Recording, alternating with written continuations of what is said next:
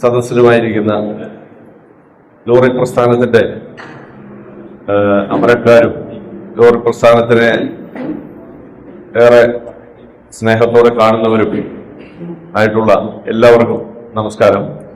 ഇന്നിപ്പോ നമ്മള് സംസ്ഥാനത്തിന്റെ പല ഭാഗങ്ങളിൽ നിന്നുമായി ഇവിടെ എത്തിച്ചേർന്നിട്ടുണ്ട്.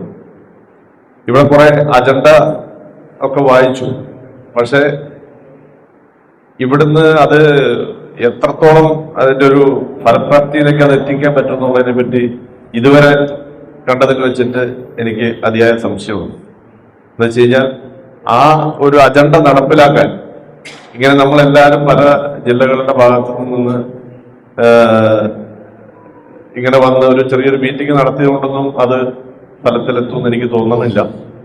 എന്തായാലും ആ അജണ്ടകളൊക്കെ നമ്മൾ നടപ്പിലാക്കേണ്ടത് തന്നെയാണ്. അതിന് നല്ലൊരു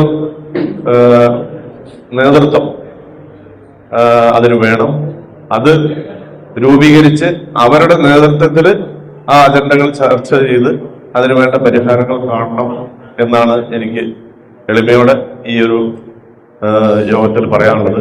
ഇത്രയും മാത്രം പറഞ്ഞു നിർത്തുന്നു. നന്ദി.